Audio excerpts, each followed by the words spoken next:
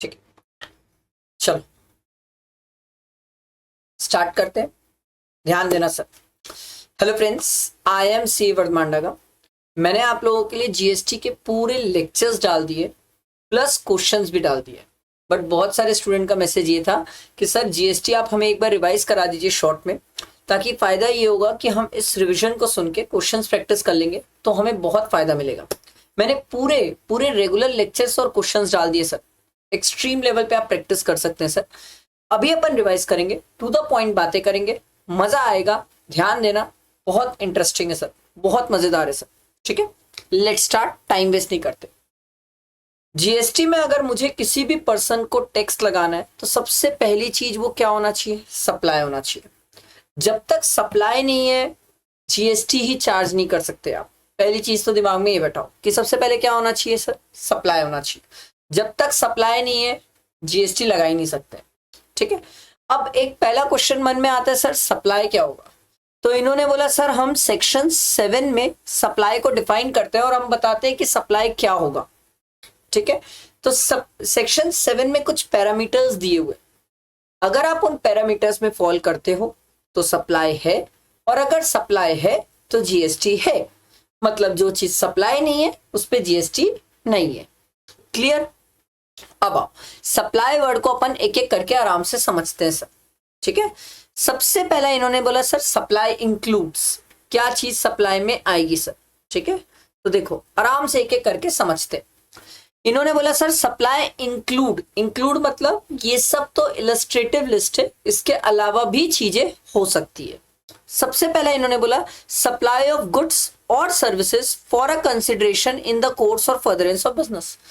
तो मेरे दिमाग में आया सबसे पहले गुड्स होना चाहिए और सर्विसेज होना चाहिए। एग्जाम में बहुत एक कॉमन क्वेश्चन है सर, डेरिवेटिव्स को लेके, फ्यूचर्स को लेके, कॉल ऑप्शंस को लेके, फॉरवर्ड कॉन्ट्रैक्ट को लेके, सर क्या ये सब भी सप्लाई की डेफिनेशन में कवर होते हैं? No sir. क्यों? क्योंकि सर ये सब तो गुड्स ही नहीं है सर। गुड्स की डेफिनेशन में अपन सिक्योरिटीज को बाहर करते हैं सर। गुड्स की डेफिनेशन में अपन सिक्योरिटीज को बाहर करते हैं सर। तो सर डेरिवेटिव्स जितने भी आप पढ़ते हैं, future, call option, forward contract, ये सब सिक्योरिटी की डेफिनेशन में कवर्ड है। और अगर डेफिनेशन में कवर्ड है सिक्योरिटी के तो ये गुड्स की डेफिनेशन से बाहर है, और अगर गुड्स की डेफिनेशन से बाहर है तो इन पे जीएसटी अप्लाई होगा ही नहीं। पहली चीज ये दिमाग में बैठाओ, क्योंकि बहुत सारे क्वेश्चंस मैंने क्लासेस में भी कराए हैं जिसमें ये वाली चीज आती है sir, derivatives, future option, call option, ये ध्यान रखना। अगला है सर्विसेज होना चाहिए, या तो गुड्स हो या तो सर्विस हो। अगर दोनों ही नहीं है तो फिर जीएसटी की बात ही क्यों हो रही है sir? For a consideration sir, मतलब अगर हम किसी के लिए कोई चीज फ्री में कर देंगे तो उस पे जीएसटी की बात मत करना सर। कोई चीज अगर हम फ्री में कर देते हैं तो उस पे जीएसटी की बात मत करना, अनलेस एंड अदरवाइज वो शेड्यूल 1 में कवर है। शेड्यूल 1 अभी अपन आगे पढ़ेंगे क्या होता है सर।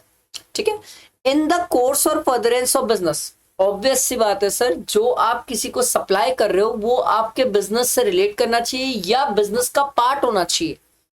एक एग्जांपल, वर्धमान सर अगर अपनी कार बेचते हैं तो वर्धमान सर का कार बेचना उनके बिजनेस का पार्ट नहीं है सर, बिल्कुल भी नहीं है सर, बिल्कुल नहीं है। पर वर्धमान सर अगर अपनी टैक्स की बुक बेचते हैं तो वो उनके बिजनेस का पार्ट है सर, तो वो उनके बिजनेस का पार्ट है सर। समझ आया? तो अगर कोई मुझसे पूछे कि सर सप्लाई में हम पैरामीटर्स में क्या क्या चेक करें, सबसे पहले चेक करो सर गुड्स एंड सर्विसेज होना चाहिए। दूसरा कंसिडरेशन होना चाहिए, इन the course of furtherance of business होना चाहिए सर।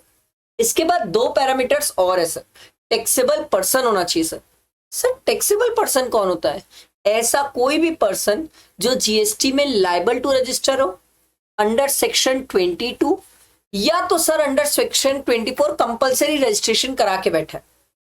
सर ये सेक्शन 22 और 24 हम कहां पढ़ते हैं? रजिस्ट्रेशन वाले चैप्टर में हम सीखते हैं सर। सेक्शन 22 बोलता है कौन पर्सन लायबल टू रजिस्टर है, और 24 बोलता है सर किन पर्सन को कंपलसरी रजिस्टर कराना पड़ेगा। तो टैक्सेबल पर्सन होना चाहिए। तो ऐसा कोई पर्सन जो टैक्सेबल ही नहीं है उसको आप जीएसटी में क्यों कवर करोगे? एंड टैक्सेबल सप्लाई होना चाहिए, मतलब अगर आप दारू बेच रहे हो तो उस पर जीएसटी की बात ही नहीं है सर, क्योंकि दारू टैक्सेबल सप्लाई है ही नहीं। समझ आई कहानी? क्लियर हुआ? 5 पैरामीटर समझ आए? आगे बढ़ते हैं।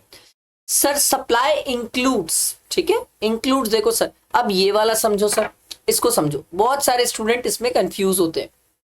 एकदम सिंपल सर, अगर एक एसोसिएशन ऑफ पर्सन है, ठीक है, वो अगर अपने मेंबर्स को सर्विसेज दे रहा है, ठीक, अगर एक एसोसिएशन ऑफ पर्सन है वो अगर अपने मेंबर्स को सर्विसेज दे रहा है, या मेंबर अपने एसोसिएशन ऑफ पर्सन को सर्विसेज दे रहे, तो सरकार बोलती है इस केस में ये सप्लाई माना जाएगा और इस पे जीएसटी है।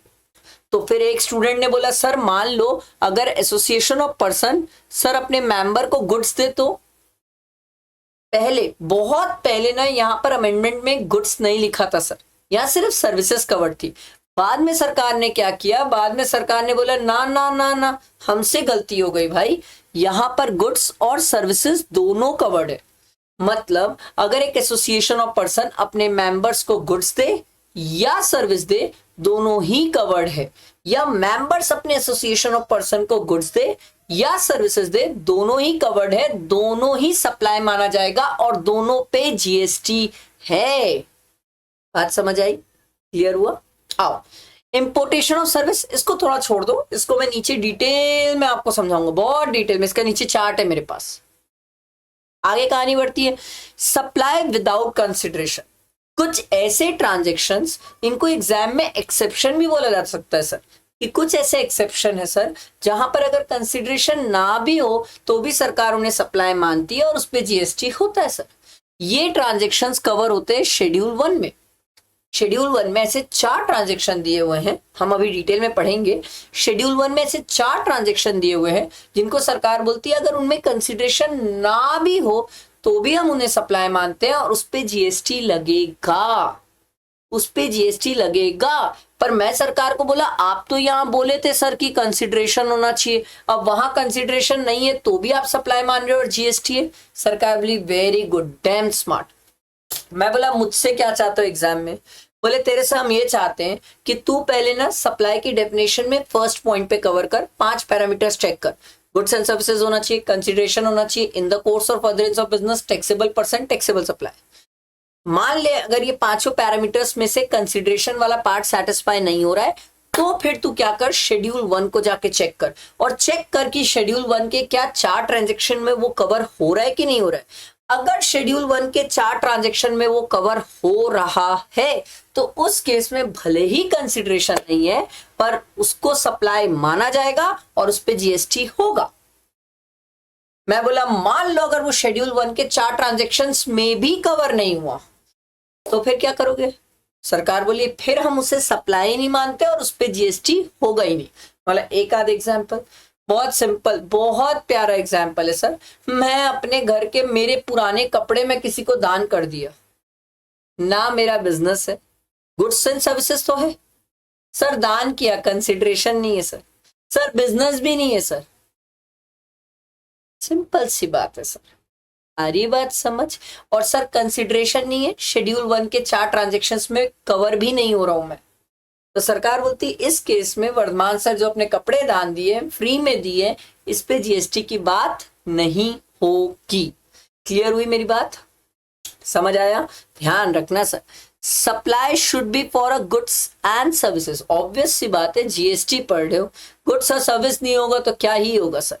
Supply includes specified form of supply, should be for a consideration and should be in the course or furtherance of business। तो मैंने आपको बताया सर, गुड्स एंड सर्विसेज होना चाहिए, कंसिडरेशन होना चाहिए, इन द कोर्स और फर्दरेंस ऑफ बिजनेस होना चाहिए। अगर ये बातें सेटिस्फाइड है तो हम उससे बात करते हैं जीएसटी की, अदरवाइज बात करेंगे ही नहीं सर, क्योंकि वो सप्लाई की डेफिनेशन में ही कवर नहीं होगा। क्लियर? फिर इन्होंने बोला सर सप्लाई की डेफिनेशन से हम कुछ चीजें एक्सक्लूड करते हैं। मैं बोला बताओ भाई क्या एक्सक्लूड करते हो? सरकार बोली सर शेड्यूल 3 में कुछ चीजें आती है सर, उनको हम एक्सक्लूड करते हैं। एक मिनट, आज आप मेरी एक बात ध्यान से सुनो और सीखो। There is a difference between exempt and neither supply of goods not supply of services. Sir exempt मतलब ऐसी चीजें जिन पे सरकार टैक्स लेती थी, सरकार ने बोला जावे छोड़ दिया, नहीं लेंगे टैक्स, दैट इज एग्जेम्प्ट।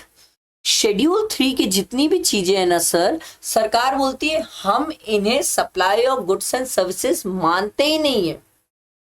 मानते ही नहीं है मतलब हम इनमें जीएसटी की बात करते ही नहीं है, ये भाई साहब सप्लाई ही नहीं है। मैं बोला अच्छा शेड्यूल 3 में ऐसे ट्रांजेक्शन्स है? बोले हाँ। अच्छा मैं बोला एक आध एग्जांपल दे दो। बोले सिंपल, सेल ऑफ लैंड और बिल्डिंग। अगर आप अपनी जमीन बेच रहे हो या घर बेच रहे हो, हम उसे शेड्यूल 3 में लगते हैं। शेड्यूल 3 में रखते हैं मतलब हम उसे supply of goods, supply of service मानते ही नहीं है, मानते ही नहीं है सप्लाई, मानते ही नहीं है सप्लाई। मैं इसलिए 2 बार बोल के बताया, कारण है अगर कोई स्टूडेंट एग्जाम में शेड्यूल 3 के ट्रांजेक्शन्स को अगर गलती से भी एग्जेम्प्ट लिख के आ गया, बवाल हो जाएगा। ये माना जाएगा कि आपके कंसेप्ट्स क्लियर नहीं है, क्योंकि शेड्यूल 3 के ट्रांजेक्शन्स एग्जेम्प्ट नहीं है। हम उन्हें नाइदर सप्लाई ऑफ गुड्स मानते हैं, नाइदर सप्लाई ऑफ सर्विस मानते हैं। ये बात बैठी दिमाग में, क्लियर हुआ? आगे बढ़ते हैं।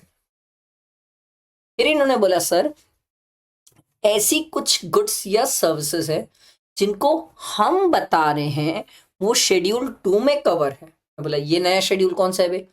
मैं बोला शेड्यूल 1 पढ़ा, जिसमें आपने बोला विदाउट कंसिडरेशन ये सब चीजें, तो हम इनको सप्लाई मानते हैं, मैंने मान लिया। शेड्यूल 3 आपने मुझे बताया, प्यार से इसको लोग नेगेटिव लिस्ट भी बोलते हैं, चलो मैंने इसको नेगेटिव लिस्ट भी मान लिया, मतलब neither supply of goods neither supply of service, ये भी मान लिया। अब आप मेरे को ये शेड्यूल 2 बता रहे हो। मैं बोला ये शेड्यूल 2 होता क्या है?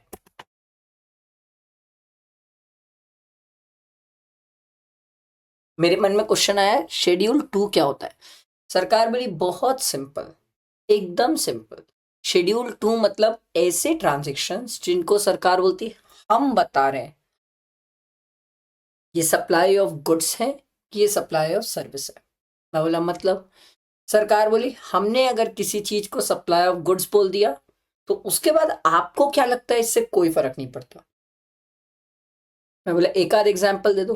बोले सिंपल है, रेस्टोरेंट सर्विस, इसको हमने सप्लाई ऑफ सर्विस बोल दिया है, मतलब सप्लाई ऑफ सर्विस है। अब आपको रेस्टोरेंट सर्विस चाहे सप्लाई ऑफ गुड्स लगे चाहे कुछ भी लगे, इससे हमें कोई फर्क नहीं पड़ता। हम इसे सप्लाई ऑफ गुड्स बोल दिए, मतलब ये सप्लाई ऑफ गुड्स है। बात दिमाग में बैठी, समझ आया? सप्लाई की डेफिनेशन थोड़ी सी दिमाग में घुसी? अब आओ सर प्लीज ध्यान देना, अब अपन क्या पढ़ने वाले हैं? अब अपन पढ़ेंगे सर शेड्यूल 1 के 4 ट्रांजेक्शन्स, ठीक है? इसका मैं आपको शॉर्ट फॉर्म भी बताऊंगा, बहुत अच्छा शॉर्ट फॉर्म है, बहुत प्यारे नोट्स वगैरह मैंने बनाए हैं, ध्यान से सुनना, समझ आएगा आपको, बहुत इजीली समझ आएगा। अभी बता रहा हूं, पहले रिपीट करता हूं। एग्जाम में अपन सप्लाई की डेफिनेशन देखेंगे। सप्लाई की डेफिनेशन में अगर कहीं कोई ऐसा ट्रांजेक्शन है जिसमें कंसिडरेशन नहीं है तो फिर हम शेड्यूल 1 चेक करना स्टार्ट करेंगे। शेड्यूल 1 में 4 ट्रांजेक्शन्स। मैं आप लोगों से एक रिक्वेस्ट करूंगा, मैं ऐसी बहुत सारी बातें बोलने वाला हूं, मैं चाहता हूं कि आप नोट्स बनाओ। मैं चाहता हूं, मैं ऑप्शन नहीं दे रहा हूं, मैं आपको चाहता हूं कि आप नोट्स बनाओ। अच्छा, अब बहुत सारे स्टूडेंट ये भी बोलते हैं सर एक बात पता है आपको, सर ये जब चैप्टर हम पढ़ते हैं ना तो उसके बीच में बहुत सारे सर्कुलर्स होते हैं सर, तो सर्कुलर का क्या होगा सर?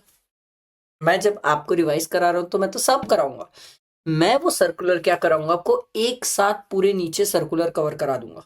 वो भी है, कुछ नहीं छूटेगा, वादा है मेरा, कुछ नहीं छूटेगा। This revision will be the complete revision. ये रिविजन किए उसके बाद मैंने सर पहले ही आप लोगों के लिए क्वेश्चंस डाले हुए हैं, जाओ क्वेश्चन सॉल्व करो, बिंदास रहो, बस ध्यान इधर दो सर। अब आते शेड्यूल 1। शेड्यूल 1 के 4 ट्रांजेक्शन। सबसे पहला है परमानेंट ट्रांसफर और disposal of business asset. Permanent transfer, या तो किसी को बेच दिया या तो डिस्पोज ऑफ कर दिया, परमानेंट ट्रांसफर कर दिया, किसी को दे दिया या डिस्पोज करके बेच दिया। सर क्या बेचा? Business asset. बहुत इंपॉर्टेंट है ये बिजनेस एसेट सर। सर क्यों क्यों क्यों? एक सिंपल बात समझो सर, ये जो मैं लैपटॉप यूज कर रहा हूं ना, ये मेरा बिजनेस एसेट है। हाँ सर ये तो आपका बिजनेस एसेट है। सर मैं जो कार यूज कर रहा हूं ना, वो कार मेरी बिजनेस एसेट नहीं है। तो अगर मैंने कार किसी को फ्री में दे दी तो सर उस केस में मैं शेड्यूल 1 में कवर नहीं हो पाऊंगा। समझो, that is very very important. Exam में ये वर्ड आपको अभी छोटा लग रहा है, एग्जाम में ये वर्ड का बहुत रिलेवेंस है कि जो चीज हम शेड्यूल 1 में कवर करना चाह रहे हैं पहले वो हमारी बिजनेस एसेट होना चाहिए। अगर वो हमारी बिजनेस एसेट ही नहीं है तो हम पढ़ क्यों रहे हैं? बात समझ आई? तो सर परमानेंट ट्रांसफर और disposal of business asset where ITC has been claimed. ओ भाई साहब, आपने इनपुट टैक्स क्रेडिट क्लेम किए। सर इनपुट टैक्स क्रेडिट मतलब जो मैं पीछे टैक्स पे करके आया हूं वो क्रेडिट मैंने लिया है उस एसेट से रिलेटेड। सर नहीं समझ आ रहा है। मैं ये लैपटॉप खरीदा अब जैसे मैं आपको एग्जांपल देता हूँ, मैंने ये लैपटॉप एप्पल का खरीदा तो मैं एप्पल वाले के पास गया, एप्पल वाले से लैपटॉप लिया और लैपटॉप लेते टाइम मैंने उसको अपना जीएसटी नंबर दिया, वो बंदे ने मेरा जीएसटी नंबर डाला और उसके बेसिस में इस लैपटॉप में जो 10,000 की क्रेडिट थी वो क्रेडिट मैंने ले ली। पीछे टैक्स पे किया, मैंने उसकी क्रेडिट ले ली। तो सरकार बोलती है परमानेंट ट्रांसफर और डिस्पोजल ऑफ बिजनेस एसेट, जिसमें आपने क्या क्लेम किया है? आईटीसी क्लेम किया है। आईटीसी क्लेम किया, मैंने क्लेम किया है इस लैपटॉप में। अब कल के दिन मान लो कोई मेरा ही स्टूडेंट है, ठीक है, सीए फाइनल वाला, वो AIR 1 लेके आया, आईडीटी में बहुत अच्छे मार्क्स लेके आया, तो मैंने क्या किया, अपना ही लैपटॉप दे दिया उसे, फ्री में दे दिया उसे। सरकार मुझे बुलाएगी, बैठाएगी, सरकार पूछेगी क्या ये तेरी बिजनेस एसेट थी? मैं बोला हाँ हाँ मेरा ही लैपटॉप था, बिजनेस इसी से हो रहा है मेरा। सरकार बोली आईटीसी लिया था? मैं बोला हाँ हाँ हाँ। सरकार बोली सामने वाले से पैसा लिया? बोले नहीं यार, स्टूडेंट था मेरा, फ्री में दे दिया। सरकार बोली बैठ बैठ, ये शेड्यूल 1 में कवर्ड है और इस पे जीएसटी है। मैं बोला अरे भाई साहब। तो मैं सरकार से पूछा सुनो सुनो सुनो, फिर मेरे और भी क्वेश्चन है, ध्यान से सुनो।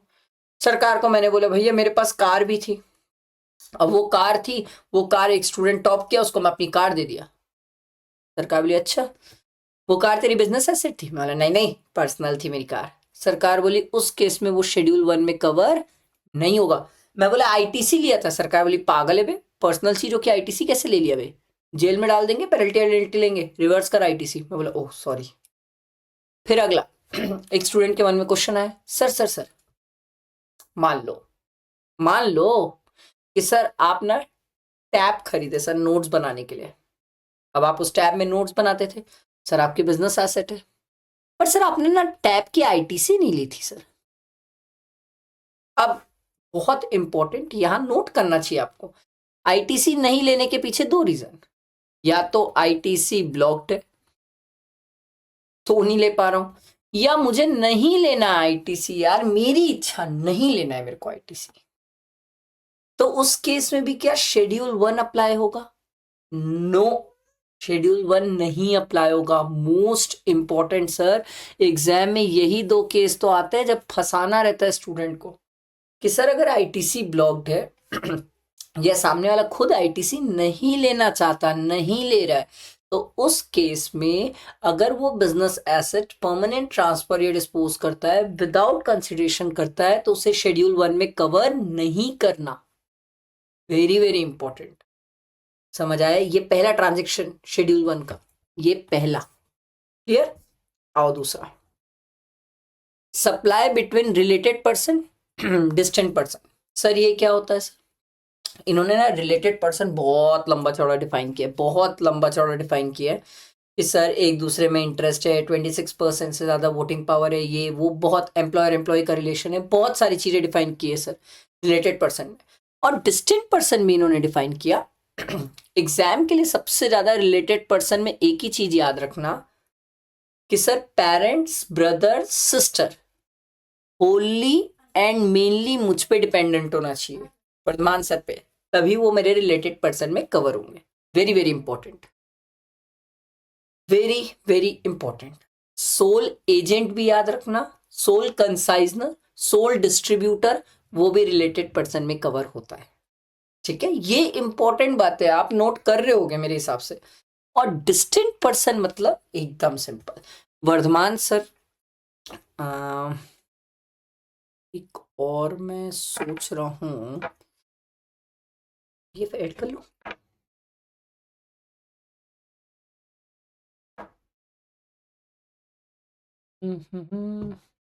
चलो बेहतरीन, बढ़िया बढ़िया बढ़िया। डिस्टिंक्ट पर्सन समझते हैं, क्योंकि कई लोगों को ये डिस्टिंक्ट पर्सन में कंफ्यूजन होता है सर। एकदम सिंपल है सर। वर्धमान सर है, उनकी एक ऑफिस मुंबई में, ठीक है। वर्धमान सर है, उनकी एक ऑफिस दिल्ली में।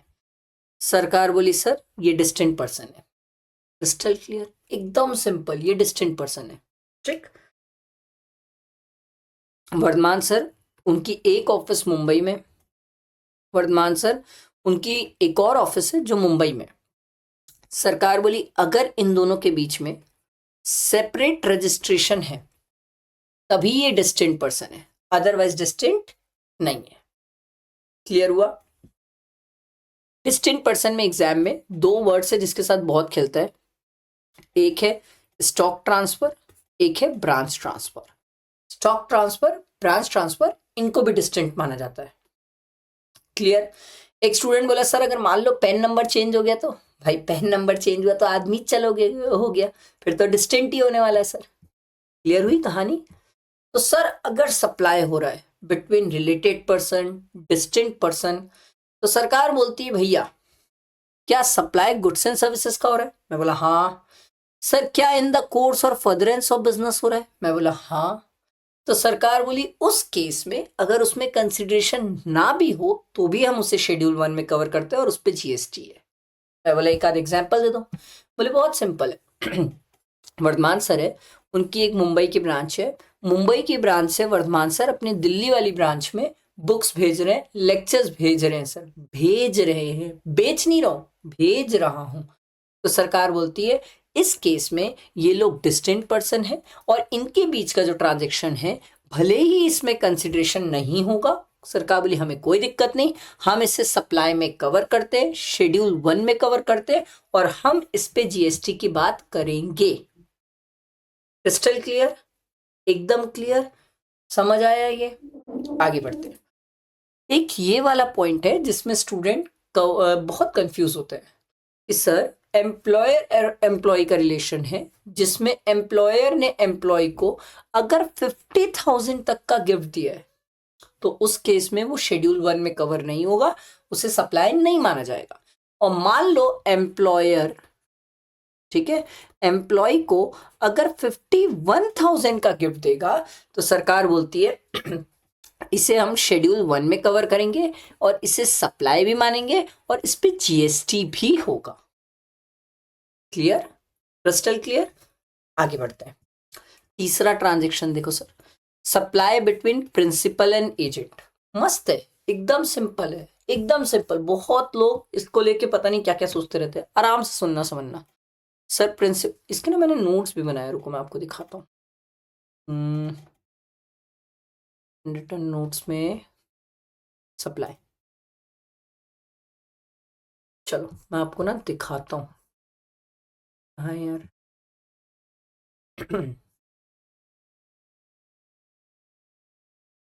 हाँ ये देखो सर, मैंने ना नोट्स बनाया, ये देखो प्रिंसिपल और एजेंट का, ध्यान देना समझ आएगा। बहुत मस्त नोट्स है, आराम से समझना सर, ठीक है। पहली बात तो ये समझो सर कि प्रिंसिपल और एजेंट के बीच का जो ट्रांजैक्शन होता है सर, ये शेड्यूल 1 में सिर्फ गुड्स के ट्रांजैक्शन कवर है, नॉट ऑफ सर्विस। मतलब एक प्रिंसिपल अगर एजेंट को सर्विसेज फ्री में दे तो उस केस में वो शेड्यूल 1 में कवर नहीं होगा, उसको सप्लाई ही नहीं मानते।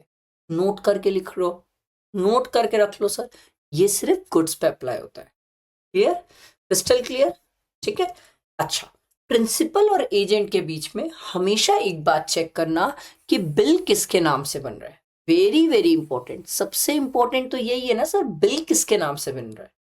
मान लो प्रिंसिपल ने एजेंट को सप्लाई किया और एजेंट कस्टमर को सप्लाई कर रहा है और एजेंट आगे कस्टमर को बिल अपने नाम से बना के देता है, तो उस केस में प्रिंसिपल ने जो एजेंट को सप्लाई किया वो शेड्यूल 1 में कवर होगा, उसे सप्लाई माना जाएगा, उस पर जीएसटी होगा।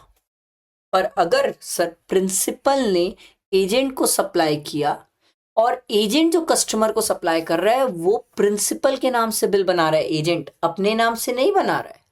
तो उस केस में जो प्रिंसिपल ने एजेंट को सप्लाई किया था वो शेड्यूल 1 में कवर नहीं होगा, उस पे जीएसटी नहीं लगेगा। बात समझ आई? बैठा दिमाग में? अच्छा, अब बहुत सारे स्टूडेंट यहाँ पर मुझसे पूछते हैं सर एक डेल क्रेडा एजेंट होता है सर, उसके बारे में भी कुछ बता दो। ध्यान से सुनना। डेल क्रेडा एजेंट वो एजेंट होता है जो प्रिंसिपल को ये बोलता है सुन, मैं तेरा माल आगे बेचवाऊंगा, आगे कस्टमर अगर पैसा नहीं दे पाएगा तो मैं उसे लोन भी दूंगा ताकि तेरा पैसा जल्दी रिकवर हो जाए और मैं तुझे पैसा फटाफट दे पाऊं। तो डेल क्रेडा एजेंट वो होता है जो मेरा माल बेचने के साथ साथ आगे कस्टमर को लोन देने की भी फैसिलिटी देता है सर। अब बात ये आती है सर डेल क्रेडा एजेंट की सर्विसेज क्या टैक्सेबल है? एकदम सिंपल सर, आप अभी भी एक ही चीज बोलूंगा सर, आप बिल देखो किसके नाम से बन रहा है। Crystal clear? आगे ध्यान से सुनना। सर डेल क्रेडा एजेंट की सर्विसेज, मान लो सर डेल क्रेडा एजेंट है और वो बिल आगे कस्टमर को अपने नाम से बना के दे रहा है, तो आपने बोला वो शेड्यूल 1 में कवर हो जाएगा, प्रिंसिपल और एजेंट के बीच का, उसको सप्लाई माना जाएगा, उस पर जीएसटी भी है। तो सर अगला क्वेश्चन ही हमारा ये था कि जो डेल क्रेडा एजेंट है, ये agent sir del credere agent जो कस्टमर को सर लोन दिया होगा, उस लोन पे जो इंटरेस्ट चार्ज किया होगा, क्या ये इंटरेस्ट भी वैल्यू का पार्ट बनेगा? हाँ सर, वैल्यू का पार्ट बनेगा, क्योंकि मेन ट्रांजैक्शन जो है वो शेड्यूल 1 में कवर है, इसीलिए इस इंटरेस्ट को भी अपन वैल्यू का पार्ट बनाएंगे और इस पे जीएसटी चार्ज करेंगे सर। तो एक स्टूडेंट बोला सर फिर सेकंड वाले केस में तो वो इंटरेस्ट वैल्यू का पार्ट ही नहीं बनेगा और उस पे जीएसटी की बात ही नहीं होगी। मैं बोला डैम स्मार्ट, अब आप डेल क्रेडा एजेंट समझ गए। Crystal clear? बैठा है दिमाग में? पक्का समझ आया सर? अच्छा, इंपोर्ट ऑफ सर्विस ये चौथा पॉइंट होता है सर शेड्यूल 1 में सर। अब ये इंपोर्ट ऑफ सर्विस में ना एकदम सिंपल एग्जाम में देखा करो सर कि क्या कंसिडरेशन है कि नहीं है। अगर कंसिडरेशन है तो सर चाहे आपके बिजनेस से रिलेट करे ना करे, पर्सनल लाइफ हो, प्रोफेशनल लाइफ हो, बिजनेस लाइफ हो, कोई फर्क नहीं पड़ता सर, ये हमेशा टैक्सेबल होता है और टैक्सेबल भी आरसीएम में होता है, ज्यादातर आरसीएम में होता है सर। ठीक? और अगर विदाउट कंसिडरेशन है तो फिर उस केस में सर चेक करो कि जो इंपोर्ट कर रहा है क्या वो रिलेटेड पर्सन या डिस्टिंक्ट पर्सन है। अगर वो रिलेटेड पर्सन या डिस्टिंक्ट पर्सन है फिर चेक करो सर क्या इन द कोर्स और फर्दरेंस ऑफ बिजनेस है कि नहीं है। सर अगर इन द कोर्स और फर्दरेंस ऑफ बिजनेस है, रिलेटेड एंड डिस्टिंक्ट पर्सन है, तो फिर उस केस में वो सर टैक्सेबल होगा। तो एक स्टूडेंट बोला सर मान लो अगर सर जो इंपोर्ट कर रहा है वो रिलेटेड तो है पर सर वो उसके बिजनेस से रिलेट नहीं करता बट वो पर्सनल पर्पस। सर एक आध एग्जांपल, बहुत सिंपल सर, दुबई में मेरा भाई बैठा है जो होनली और मेनली मुझ पे डिपेंडेंट है, मैंने उससे अपने घर के इंटीरियर के लिए सर क्या बोलते हैं सर्विसेज ली विदाउट कंसिडरेशन, क्या ये टैक्सेबल होगी? नहीं ना सर, घर पर्सनल है सर। पर अगर यही मैं बिजनेस के लिए ले लेता तो सरकार बोलती उस केस में ये टैक्सेबल हो जाएगा। क्लियर हुआ? बैठा है दिमाग में? ध्यान रखना, बहुत कंफ्यूज होते हैं लोग इसमें। ठीक है? और इसके अलावा कोई और केसेस रहे, अगर इंपोर्ट ऑफ सर्विस है विदाउट कंसिडरेशन है, मतलब सामने वाला रिलेटेड भी नहीं है, डिस्टेंट पर्सन भी नहीं है, इन द कोर्स और फर्दरेंस भी नहीं है सर, तो सरकार बोलती है उस केस में फिर नॉन टैक्सेबल है सर, नॉट टैक्सेबल। क्लियर हुआ? तो शेड्यूल 1 के 4 ट्रांजेक्शन सर, शेड्यूल 1 के 4 ट्रांजेक्शन। ठीक है? इसको मैं प्यार से ऐसे याद रख सकता हूं सर, PSP इंपोर्ट, P से है परमानेंट ट्रांसफर और disposal of business asset where ITC has been claim, S से है sir supply of goods and services between related or distinct person, अगला P से है सर प्रिंसिपल और एजेंट के बीच का रिलेशन जिसमें सिर्फ गुड्स कवर्ड है, याद रखना सिर्फ गुड्स कवर्ड है, और अगला I से इंपोर्ट ऑफ सर्विस सर। बात समझ आई? क्लियर हुआ? ये शेड्यूल 1 के 4 ट्रांजेक्शन हुए। आई होप क्रिस्टल क्लियर हुई होगी, एक एक बात समझ आई होगी, कोई पॉइंट पे नहीं फंसने वाले हो सर। ठीक है? आओ अपन वापस अपने नोट्स पे चले सर। ठीक है, तो ये मैंने आपको शेड्यूल 1 के 4 ट्रांजेक्शन समझाए। अब इंपोर्ट ऑफ सर्विस, देखो सर हर नोट्स मैंने प्रोवाइड किया सर, बस आपको अच्छे से बैठ के पढ़ना है, मेरे साथ बैठ के पढ़ो, हर चीज दिमाग में घुस जाएगी सर। आओ शेड्यूल 2 के ट्रांजेक्शंस। सर क्या हमें एग्जाम वाले दिन ये पूरे पढ़ना चाहिए? नहीं यार, ये एक बार क्लासेस में आपने रेगुलर पढ़ लिया होगा तो शेड्यूल 2 के ट्रांजेक्शंस पढ़ने की जरूरत नहीं होती है।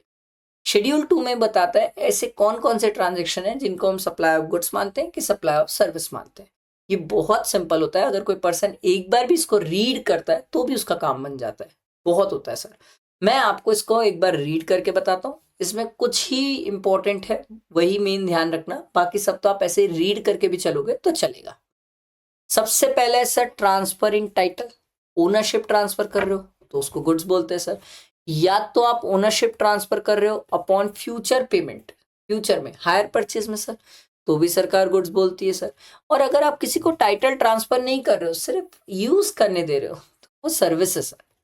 तो लीज, टेनेंसी, ईजमेंट, लाइसेंस या लेटिंग आउट, कमर्शियल, इंडस्ट्रियल, कोई भी चीज हो तो वो सर्विस है सर।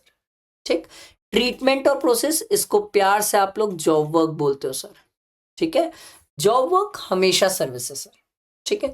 अब ट्रांसफर ऑफ बिजनेस एसेट, अगर आप किसी को बिजनेस एसेट ट्रांसफर ही कर रहे हो, पूरा बिजनेस ही बंद ही कर रहे हो सर, ठीक है, no longer to form part of those assets, तो वो गुड्स है सर। और अगर आप किसी को वो बिजनेस एसेट्स यूज करने दे रहे हो तो वो सर्विस है सर। समझ आया सर? बैठा दिमाग में? ये बहुत सिंपल सी चीजें हैं सर। ठीक। Renting of immoral property service होता है सर। घर आपका बना नहीं है सर, बनने के बाद अगर ट्रांसफर करोगे, ध्यान रहना सर, घर अभी आपका बना नहीं है सर, बनने के बाद अगर आप सप्लाई करोगे तो वो शेड्यूल 3 में चल जाता है।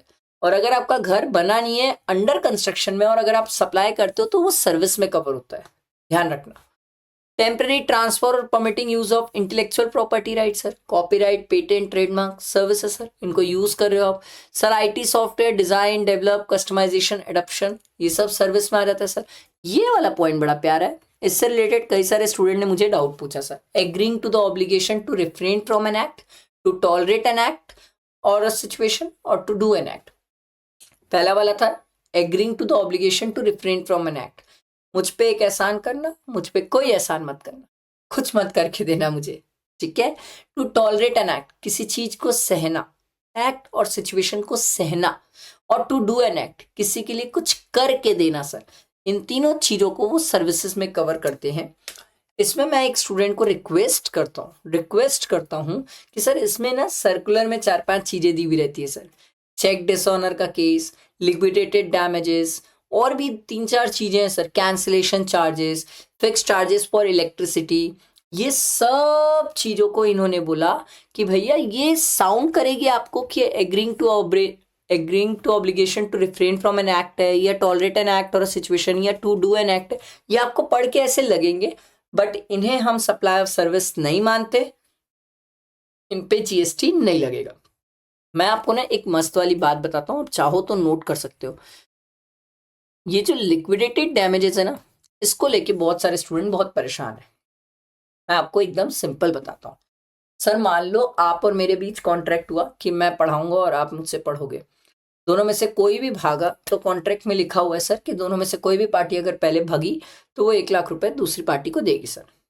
ठीक है। हमने जो ये कॉन्ट्रैक्ट में पहले से मेंशन किया, दिस इज लिक्विडेटेड डैमेजेस। सरकार बोलती इसको हम neither supply of goods neither supply of service बोलते हैं। मैं बोला ओके, समझ गया। अब सरकार क्या हुआ, बोली ये तो first situation. Second situation sir कि अगर मान लो आप और मैं कॉन्ट्रैक्ट एंटर किए, अब कॉन्ट्रैक्ट एंटर करते टाइम दोनों की नीयत अच्छी थी, बाद में मुझे लगा कि सर आपकी नीयत चोर है, आप लोग क्लासेस रेगुलर नहीं आओगे, बाद में घर में बैठ के बोलोगे बाद में देख लेंगे करके, तो मुझे ऐसा लगा ना ना ना ना, इन लोगों के साथ ना कॉन्ट्रैक्ट कर लेता हूँ कि यार कल के दिन अगर इन लोग क्लास नहीं आएंगे तो इन लोग मुझे लिक्विडेटेड डैमेजेस देंगे सर। हमारे बीच में पहले से ही कॉन्ट्रैक्ट नहीं था, मैंने बाद में लिक्विडेटेड डैमेजेस के लिए अलग से कॉन्ट्रैक्ट बनाया। तो सरकार बोली अगर आपने लिक्विडेटेड डैमेजेस के लिए अलग से कॉन्ट्रैक्ट बनाया, अलग से, क्या बोल रहा हूं मैं, अलग से कॉन्ट्रैक्ट बनाया है, तो सरकार बोली इसको सप्लाई मानते हैं और इस पे जीएसटी है सर। नोट कर लो ये सब बातें सर। अगला सर एक और पॉइंट आता है एग्जेम्पशन में। यही बता देता हूँ सर कि अगर आप गवर्नमेंट के साथ कोई कॉन्ट्रैक्ट एंटर कर रहे हो और गवर्नमेंट ने लिक्विडेटेड डैमेजेस का कॉन्ट्रैक्ट में नोट डाला है सर, पॉइंट डाला है, तो उस केस में इन्होंने सिंपल बोला सर कि अगर लिक्विडेटेड डैमेजेस का पेमेंट अगर गवर्नमेंट को किया जा रहा है तो वो एग्जेम्प्ट है। समझ आई बात? गवर्नमेंट है तो एग्जेम्प्ट है, बाकी दुनिया है तो चेक करो अलग से कॉन्ट्रैक्ट है कि साथ में कॉन्ट्रैक्ट किया है। साथ में कॉन्ट्रैक्ट किया है उसको neither supply of goods neither supply of service बोलते हैं। पर सर अलग से कॉन्ट्रैक्ट बना रहे हो आप लिक्विडेटेड डैमेजेस का, तो सरकार बोलती है उस पर जीएसटी है। क्लियर? आगे बढ़ते हैं sir. Right to use any goods, use करने का आपने राइट्स दिया तो सर्विसेज सर। वर्क कॉन्ट्रैक्ट ठेकेदारी सर, सर्विस। और कंजम्पशन ऑफ गुड्स वगैरह सर, ये तो सर किस में आ जाते हैं सर? रेस्टोरेंट सर्विस सर, ये भी तो सर्विस ही है सर। ठीक है। अब और शेड्यूल 3 सर। ओ भाई साहब, ये बहुत इंपॉर्टेंट होता है शेड्यूल 3, बहुत ज्यादा, क्योंकि मैं अभी भी आपको ये बोल रहा हूं sir, it's neither supply of goods not supply of service. ये एग्जेम्प्ट नहीं है, ये नाइदर सप्लाई ऑफ गुड्स है नाइदर सप्लाई ऑफ सर्विस है सर। ठीक है, ये एग्जेम्प्ट नहीं है, प्लीज इन्हें एग्जेम्प्ट लिख के मत आना, बवाल हो जाएगा एग्जाम में। ठीक है। इसमें सबसे पहला पॉइंट देखो sir, services by employ to the employer in the course of और इन रिलेशन ऑफ एम्प्लॉयमेंट। मतलब एक एम्प्लॉय अगर एम्प्लॉयर को जो भी इन the course of employment provide करेगा, सरकार बोलती है उसको हम शेड्यूल 3 में कवर करते हैं, नेगेटिव लिस्ट में कवर करते हैं, और ना ही हम सप्लाई ऑफ सर्विस मानते हैं ना ही सप्लाई ऑफ गुड्स मानते हैं। मैं बोला नहीं नहीं, मेरा एक क्वेश्चन है सर, आप चाहो तो अब इसमें स्टार करके लिख सकते हो, वैसे तो चार्ज वाले चैप्टर में भी लिख सकते हैं बट यहां भी लिख सकते हो सर, जो इन द कोर्स ऑफ एम्प्लॉयमेंट नहीं होगा और वो अगर कुछ कर रहा होगा तो सरकार बोलती उसको हम शेड्यूल 3 में कवर नहीं करेंगे। मतलब आराम से सर, अगर मान लो पेज ऊपर छोड़ा था ना, देखो सर, अगर मान लो एम्प्लॉयर है, ठीक है, और एम्प्लॉई है, अगर एम्प्लॉई, ठीक है, एम्प्लॉयर के लिए अगर कुछ कर रहा है, not in the course of employment, not in the course of employment sir, उनके एम्प्लॉयमेंट के टर्म्स में कुछ लिखा ही नहीं है, फिर भी एम्प्लॉय अगर एम्प्लॉयर के लिए कुछ करके दे रहा है तो सरकार बोलती है उसे हम सप्लाई मानेंगे और उस पर जीएसटी भी है सर। बस हमें एग्जाम में क्या देखना होता है, इन द कोर्स ऑफ एम्प्लॉयमेंट है कि नहीं। जैसे मैं आपको छोटा सा एग्जाम्पल देता हूँ, बहुत सिंपल सा एग्जाम्पल, बहुत ही सिंपल सा एग्जाम्पल।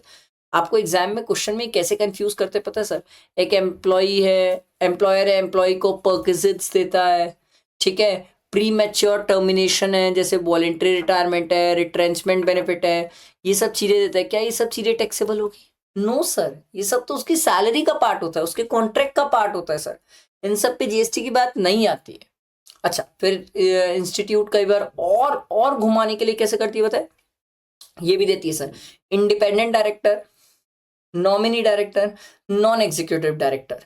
लिख लेना, independent director, nominee director, non executive director, ये तीनों कंपनी के एम्प्लॉइज नहीं माने जाते हैं।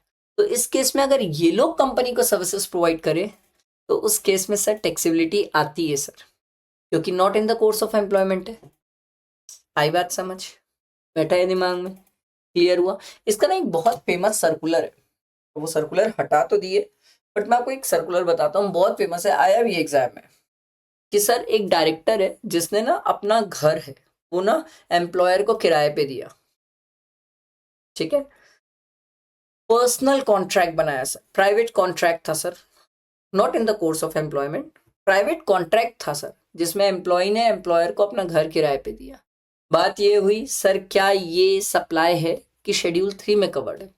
तो बहुत अच्छा क्लैरिफिकेशन था कि सर ये सप्लाई है, ये शेड्यूल 3 में कवर नहीं है, क्योंकि एम्प्लॉय जो है वो एम्प्लॉयर के साथ अलग से प्राइवेट कॉन्ट्रैक्ट पर्सनल नाम से काम कर रहा है sir, not in the course of employment काम कर रहा है, तो उस केस में वो सप्लाई है और उस पर जीएसटी की बात है। जितने प्रोबेबिलिटीज हो सकते हैं मैंने आपको सब बताया सर, ठीक है। इसके बाद सर देखो, ये तो बड़ा सिंपल है sir, services by any court और ट्रिब्यूनल अंडर एनी लॉ, या फिर function perform by MPs, MLA, state legislatives, ये सब लोगों को तो बाहर ही रखे हम। इसके बाद ये वाला पॉइंट है sir, services of funeral, burial, crematorium, mortuary services, sir मरे हुए लोग हैं, जलाना, दफनाना, कुछ भी करना, ये सब शेड्यूल 3 में कवर होता है। इवन मरे हुए लोगों को लेके जाना, गाड़ी का नाम सुने हो ना कभी कभी, बढ़ते कदम, आखिरी हम सफर, ये सब शेड्यूल 3 में कवर्ड है। इनमें जीएसटी की बात नहीं होती। आप लैंड और बिल्डिंग बेच दो, आप लैंड और बिल्डिंग बेच दो, सरकार बोलती है बनने के बाद बेचना, आफ्टर कंप्लीशन बेचना। आफ्टर कंप्लीशन बेचा, शेड्यूल 3 में रखूंगा। बिफोर कंप्लीशन बेच दिया, शेड्यूल 2 में सर्विसेज में कवर कर दूंगा। ध्यान रहेगा ना, ठीक है। उसके बाद देखो सर, एक्शनेबल क्लेम। ओह भाई साहब, इसको तो अच्छे से याद रखेंगे आप। एक्शनेबल क्लेम को तो बहुत अच्छे से याद रखेंगे सर, क्योंकि सर इसमें other than specified actionable claim है, और स्पेसिफाइड एक्शनेबल क्लेम पे जीएसटी है। Lottery, betting, gambling, casino, horse race, online money gaming, इनमें जीएसटी है। हम तो वैल्यू सप्लाई चैप्टर में इनमें जीएसटी वैल्यू निकालना सीख के आते हैं सर, ध्यान रखेंगे सर, ठीक है। और एक्शनेबल क्लेम पता है ना सर, ऐसे क्लेम जिसके अगेंस्ट अपन एक्शन ले सकते हैं, पैसा ले सकते हैं सर, ठीक है। ये वाला पॉइंट है सर, बड़े वाले क्वेश्चन का बहुत बार पार्ट बनता है कि एक यूएसए का आदमी अगर एक दुबई वाले आदमी को सप्लाई कर रहा है गुड्स, ठीक है, तो सरकार बोलती है इंडिया में एंटर ही नहीं कर रहा है गुड्स, यूएसए से सीधा दुबई, दुबई से सीधा यूएसए, तो सरकार बोली वो शेड्यूल 3 में कवर है और इनमें हम जीएसटी की बात नहीं करेंगे। समझ आया। अगला 8 पॉइंट, इसमें तो अमेंडमेंट आया सर, और ये आपको समझना है मेरे साथ, बहुत अच्छे से समझना है सर। सर मान लो मैंने कोई गुड्स दुबई से मंगाए, ठीक है, अब दुबई से मंगाया, गुड्स मेरा पोर्ट में आ गया, कस्टम वाला मेरे को फोन करके बुलाया, सर ले जाओ अपना सामान। मैं बोला भाई दुकान में जगह नहीं है।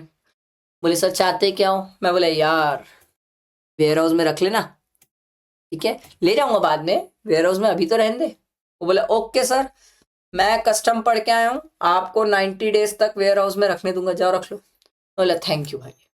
अब ये 90 डेज के बीच में ना एक आदमी आया, मेरे को बोला सुन ना, तू माल इंपोर्ट किया था क्या दुबई से? मैं बोला हाँ हाँ, वो वेयर हाउस में पड़ा हुआ है। बोले अरे बस वही मुझे बेच दे। मैं बोला भाई मैं तो अभी उसको घर लेके नहीं आया। बोले कोई दिक्कत नहीं है, तू वेयर हाउस में पड़े पड़े बेच दे, बाद में मैं जाके वेयर हाउस से छुड़वा लूंगा। बोला ठीक है यार बेच देता हूँ, मेरा मुनाफा दे, रख ले, मेरे को क्या करना है। सरकार बोली अगर कोई गुड्स जो वेयर हाउस में पड़ा हुआ है, जिसको आपने घर लेके नहीं गया, वेयर हाउस में पड़े पड़े ही बेच दोगे, तो सरकार बोली वो शेड्यूल 3 में कवर होगा, इस पे जीएसटी नहीं है। तो एक स्टूडेंट बोला ऐसे तो वेयर हाउस में हमेशा ही बेचते रहो, जीएसटी नहीं आएगा। नहीं आएगा सर, जिस दिन वेयर हाउस से आप घर लेके जाओगे ना सर, सरकार बैठाएगी आपको और आपसे जीएसटी लेगी सर। क्लियर। अब इसमें ये डबल ए वाला जो पॉइंट है अमेंडमेंट है सर, ये है important amendment sir, this is amendment, ठीक है। अब इन्होंने अमेंडमेंट क्या किया, ध्यान से सुनना, बहुत सिंपल है, मस्त है सर। अभी इन्होंने क्या बोला था सर कि कोई पर्सन है जो वेयर हाउस में गुड्स रखता है, कस्टम से माल मंगाया है। अब इन्होंने बोला सर कि कोई पर्सन है जो गुड्स वेयर हाउस में रखता है इन एन एसईजेड। एसईजेड जानते हो ना sir, special economic zone sir, ये तो हम बहुत पढ़ते हैं इंपोर्ट एंड एक्सपोर्ट और रिफंड वाले चैप्टर में, रिफंड करवाना रहता है ना सर, एसईजेड, और in a free trade warehouse zone, ठीक है। हमने कोई गुड्स को एसईजेड के वेयर हाउस में रख दिया या free trade warehousing zone में रख दिया, और वहां वेयर हाउस में पड़े पड़े किसी को बेच दिया, घर नहीं लेके गए गुड्स, गुड्स तो अभी वहीं पड़ा है सर, ठीक है। तो सरकार बोलती है उस केस में हम उसे शेड्यूल 3 में कवर करेंगे और उस पर जीएसटी की बात नहीं करेंगे। गुड्स वेयर हाउस में ही पड़ा हुआ है, मैं घर नहीं ले गया हूं, ना ही मैं एक्सपोर्ट किया हूं, ना ही मैं घर ले गया हूं, गुड्स अभी वेयर हाउस में ही पड़ा है, वहां बड़े बड़े बेच दिया, तो सरकार बोलती है हम इस पे जीएसटी की बात अभी नहीं करेंगे। जो पर्सन इस गुड्स को एक्सपोर्ट करेगा या घर लेके जाएगा, हम उसको बैठाएंगे और हम उससे बात करेंगे जीएसटी की।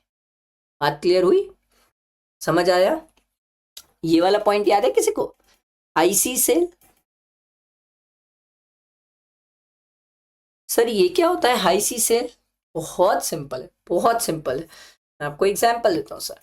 जैसे मान लो यूएसए से गुड्स मैं इंडिया में मंगा रहा हूं, ठीक है, गुड्स अभी रास्ते में, ठीक है, गुड्स अभी रास्ते में शिप में, और रास्ते में जैसे ही पता चला ना मेरे को मेरा गुड्स है, मैंने ये गुड्स ना रास्ते में ही किसी को सप्लाई कर दिया। अभी गुड्स तो इंडिया पहुंचा ही नहीं है, गुड्स रास्ते में, मैंने रास्ते में ही किसी को सप्लाई कर दिया। सरकार बोली भैया जी सुनो ना, आप रास्ते में ही अगर किसी को सप्लाई कर दोगे तो सरकार बोलती इस पे हम अभी जीएसटी नहीं लेंगे, हम इसको शेड्यूल 3 में रखते हैं। मैं बोला हाँ, तो फिर जीएसटी कब लोगे? सरकार बोली जिस दिन ये गुड्स इंडिया आ जाएगा, इंडिया आने के बाद कोई तो आदमी होगा ना जो इंडिया में इस गुड्स को लेने आएगा, हम उससे जीएसटी की बातें करेंगे। समझ आई बात? क्लियर हुआ सबको? आओ अगला। अब ये 2 पॉइंट समझो, इसमें बहुत सारे स्टूडेंट्स को डाउट, इसके नोट्स भी बनाया मैंने और दिखाता हूँ। देखो शेड्यूल 3 में मैंने बहुत सारे एग्जाम्पल्स दिए हुए हैं कि कुछ ऐसी चीजें हैं जिन्हें not in the course of employment माना जाता है sir. Director sitting fees, independent director, non executive director, nominee director, कोई एम्प्लॉय है जो कॉन्ट्रैक्ट बेसिस में काम कर रहा है, नॉन कंपीटिंग फीस है, ये सब चीजें आप नोट करके रख सकते हो अपने पास। बहुत काम किए सर, बहुत, और टेलीग्राम में मैंने ये सब शेयर किया है सर, ठीक है। फाइनल के मैं ड्राइव में भी ये चीजें डाल दूंगा ताकि आप लोगों के पास रहे सर ये। बाकी ये सेल एक्शनेबल क्लेम मैंने आपको बताया सर, याद रखना sir. Lottery, betting, gambling, casino, horse race, online money gaming, ये सब टैक्सेबल है, इनकी हम वैल्यू निकालते हैं सर। अब ये लाइफ इंश्योरेंस वाला समझो, बड़ा कंफ्यूज करता है स्टूडेंट को, बहुत ईजी है सर। वर्धमान सर अपनी 100 करोड़ की प्रॉपर्टी लेके गए एलआईसी वाले के पास, और एलआईसी वाले को बोले भाई इंश्योरेंस कर दो। एलआईसी बोला ओके कर देंगे।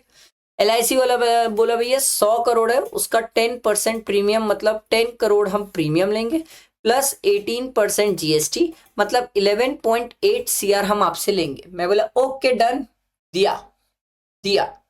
एलआईसी बोला इसका इंश्योरेंस हम अकेले नहीं करते, हमारे साथ एक जन और रहेगा रिलायंस वाले, जिनके साथ हम मिलके को इंश्योरेंस करेंगे। मैं बोला करो, मेरे को क्या करना है, मेरे को तो प्रॉपर्टी इंश्योर कराना है। बोले हम लीड इंश्योरर है और ये को इंश्योरर। मैं बोला सब चलेगा, मेरे को क्या करना है।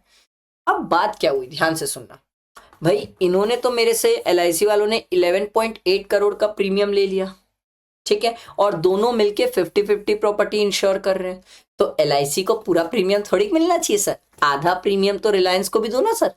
तो एलआईसी वाले ने क्या किया, रिलायंस को आधा प्रीमियम शेयर किया।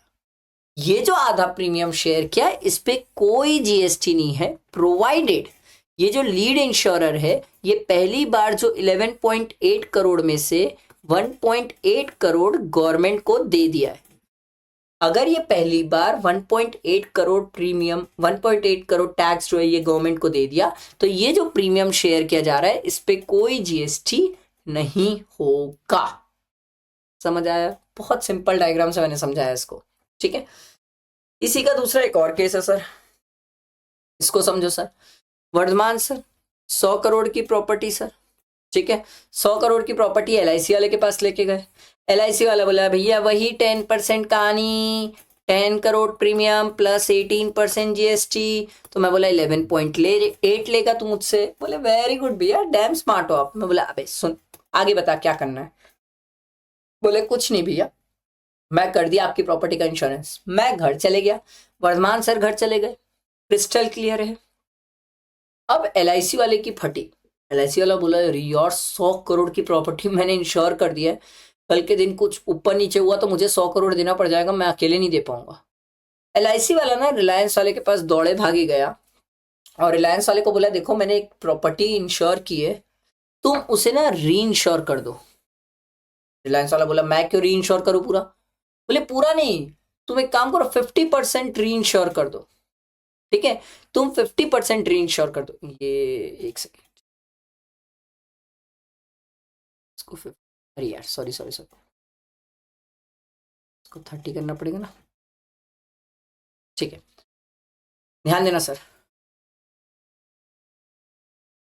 रिलायंस वाले को बोला गया कि तुम 30% री इंश्योर कर दो, क्योंकि एलआईसी बोला सर मेरी फट रही है, कल के दिन सर मैं मरा तो मुझे पूरा पैसा देना पड़ जाएगा अकेले। तो रिलायंस बोला ठीक है मैं री इंश्योर तो कर दूंगा, कोई दिक्कत नहीं है, तू मुझे 30% प्रीमियम भी दे दे। एलआईसी बोला हाँ सर मैं आपको 30% प्रीमियम भी शेयर कर दूंगा। पर एलआईसी वाले ने एक बात बोली रिलायंस वाले को, बोले सुन मैंने ना तेरे लिए एक कस्टमर ढूंढ के लाया है, रिलायंस बोला कैसे? बोले एक बात समझ, तूने 30% इंश्योर किया, मतलब तेरे लिए प्रॉपर्टी 30 करोड़ की, मतलब 30 करोड़ का तूने इंश्योरेंस किया, तो तेरे लिए तो एक कस्टमर लेके आया ना, 30 करोड़ का एक कस्टमर लेके आया हूं, तेरे को उसका प्रीमियम भी मिल रहा है। अब मैं तेरे लिए अगर कुछ करूंगा तो मैं तेरे से कमीशन तो लूंगा ना। एलआईसी वाला बोला रिलायंस को मैं तेरे से कमीशन लूंगा। रिलायंस बोला ओके, मैं आपको कमीशन देने को तैयार हूं। अब ध्यान से सुनना समझना, रिलायंस एलआईसी को कमीशन देगा 1 करोड़, ठीक है, और एलआईसी रिलायंस को क्या बोलते हैं प्रीमियम शेयर करेगा सर 30 करोड़। तो सर एक स्मार्टनेस ये कहती है, एलआईसी बोला सर मैं एक काम करता हूं, मैं आपको ना सर 29 करोड़ ही प्रीमियम देता हूं, 1 करोड़ जो है मैं आपका जो मेरे को जो आपसे कमीशन लेना था वो मैं प्रीमियम में से डिडक्ट कर देता हूं। क्लियर? जो मुझे कमीशन लेना था वो मैं आपका प्रीमियम में से डिडक्ट कर देता हूं। तो रिलायंस बोला ठीक है, मैं तेरे को एक दूं, तू मुझे 30 दे, इससे अच्छा बेटर है तू मुझे 29 ही दे दे। क्लियर है, कोई दिक्कत नहीं है। सरकार बोली ये जो री इंश्योरेंस कमीशन था 1 करोड़ का, इस पे जीएसटी नहीं होगा प्रोवाइडेड हमें एलआईसी से पूरा 1.8 करोड़ का जीएसटी मिल जाए। जो पहली बार 100 करोड़ की एसेट थी जिसपे 10% जीएसटी था, तो 10% प्रीमियम था, तो 10 करोड़ का प्रीमियम था और इस पे 18% जीएसटी था। तो सरकार बोलती अगर हमें एलआईसी पूरा जीएसटी एक बार में दे दे, अगर हमें एलआईसी पूरा जीएसटी एक बार में दे दे, बाद में अगर एलआईसी रिलायंस के साथ इंश्योरेंस प्रीमियम शेयर भी करे, उसमें से री इंश्योरेंस कमीशन डिडक्ट करके शेयर करे, सरकार बोली हम उस री इंश्योरेंस कमीशन पे जीएसटी की बात नहीं करेंगे। तो एक स्टूडेंट के मन में क्वेश्चन है सर मान लो एलआईसी इसको 30 करोड़ दे देता, ठीक है, और रिलायंस इसको 1 करोड़ देता, सर ये डिडक्ट ही नहीं करता, तो सर फिर क्या इस 1 करोड़ पे जीएसटी की बात आ जाती? यस, फिर इस 1 करोड़ पे जीएसटी की बात आ जाती। समझ आई कहानी? मस्त कहानी समझ आई सर? बैठे है दिमाग में? सर ये आपके शेड्यूल 3 के पूरे ट्रांजेक्शन्स थे सर, पूरे ट्रांजेक्शन शेड्यूल 3 के मैंने आपके कवर किए सर। आई होप क्लियर हुआ होगा, एकदम क्रिस्टल क्लियर हुआ होगा, दिमाग में बैठा होगा। वैसे मैंने ना शेड्यूल 3 के ट्रांजेक्शन्स के लिए ना एक वो बनाया है, मैं आपको बताता हूँ, रुको। मैंने ना एक स्टोरी बनाई है, आप चाहो तो ये स्टोरी थोड़ा सा ध्यान रख सकते हो, इससे पूरे शेड्यूल 3 के ट्रांजेक्शन्स याद रहेंगे सर। स्टोरी ये कि एक पर्सन है जो सीए बना, सीए बनने के बाद जॉब किया, एम्प्लॉयर एम्प्लॉय रिलेशन, फिर जमीन और जायदाद खरीदे सर, सीए बना, जॉब कर रहे, पैसे आ रहे भाई के पास, तो लैंड बिल्डिंग, शेड्यूल 3 के ट्रांजेक्शन, फिर उन लैंड बिल्डिंग का इंश्योरेंस भी कराएगा, ऑब्वियस सी बात है सर, क्योंकि अब अपना भी इंश्योरेंस कराएगा, लैंड बिल्डिंग का भी इंश्योरेंस करा सकता है, इंश्योरेंस वाला आया, दोनों ट्रांजेक्शन इंश्योरेंस, ठीक। अब इंश्योरेंस कराने के बाद सर उसे लगा अब बहुत पैसा है, भाई जॉब अब छोड़ो, जॉब छोड़ दिया, बोला एमपी एमएलए बनता हूँ यार, मिनिस्टर बनने में बहुत पैसा है, राघव चड्ढा सर याद है ना सर, एमपी एमएलए बनता हूँ बहुत पैसा है, एमपी एमएलए बने भाई साहब, याद आया ना सर, एमपी एमएलए फंक्शंस। फिर उसने सर लॉटरी, अब बेसाब पैसा आ रहा है तो lottery, betting, gambling, casino, online money gamings, ये हॉर्स रेस, ये सब करना चालू कर दिया सर, अंड संड हरकतें कर रहा है ये सब, ठीक है, याद रखना सर, ठीक है, ये अदर देन स्पेसिफाइड, ये स्पेसिफाइड एक्शनेबल क्लेम है, ये टैक्सेबल होते हैं। फिर जब ये सब अंड संड हरकतें होगी तो आपको कहां तक जाना पड़ेगा सर? कोर्ट और ट्रिब्यूनल के चक्कर, ठीक। फिर उसके बाद जब कोर्ट और ट्रिब्यूनल के चक्कर के बाद मर जाएगा, ठीक है, फिर वो मर गया, कोर्ट और ट्रिब्यूनल का चक्कर आप भी जानते हैं सर, इंडिया है। मर गया तो फ्यूनरल, ब्यूरल, सेरेमेटोरियम सर्विस या ट्रांसपोर्टेशन ऑफ डिजीज, इस पे जीएसटी नहीं है सर। आई होप ये छोटी सी एक स्टोरी मैंने बनाई थी, आई होप क्लियर हुई होगी ये स्टोरी, और इस स्टोरी से समझ भी आया होगा सर, ठीक है। तो ये हमने आपका ये वाला पार्ट कवर किया सर, शेड्यूल 3 वाला। अब कंपोजिट और मिक्स सप्लाई, तो मेरे हिसाब से ये बच्चा है, ये बहुत सिंपल टॉपिक है, बहुत ही सिंपल है। कंपोजिट मतलब कोई भी चीज नेचुरली बन रहा है, नेचुरली चल रहा है सर, और मिक्स सप्लाई मतलब आप जबरदस्ती कर रहे हो। कंपोजिट है मतलब प्रिंसिपल टैक्स रेट अप्लाई होगा, मतलब प्रिंसिपल एग्जेम्प्ट तो उसके साथ वाली जो चीज है वो भी एग्जेम्प्ट है। कंपोजिट नेचुरल चल रहा है, मैं आपको पढ़ा रहा हूँ, बुक दे रहा हूँ, नेचुरल है। मैं आपको पढ़ा रहा हूँ और बोल रहा हूँ कि मेरे पढ़ाने के साथ साथ आपको लाइफ इंश्योरेंस कराना पड़ेगा, जबरदस्ती कर रहा हूं मैं। और अगर जबरदस्ती है तो हाईएस्ट रेट ऑफ टैक्स है, जबरदस्ती है तो हाईएस्ट रेट ऑफ टैक्स है। बात समझ आई? बैठा है दिमाग में? क्लियर हुआ सबको? ठीक है, अब आओ सर्कुलर्स देखते हैं सब। बड़े प्यारे प्यारे सर्कुलर, बहुत सिंपल सर्कुलर है। पूरे सर्कुलर मैंने एक साथ कवर किए, देखो ये पूरे सर्कुलर से, ताकि आपको कहीं इधर उधर जाना नहीं पड़ेगा, सब चीजें यहीं कवर हो जाएगी। ठीक है, तो ध्यान दो सर्कुलर में।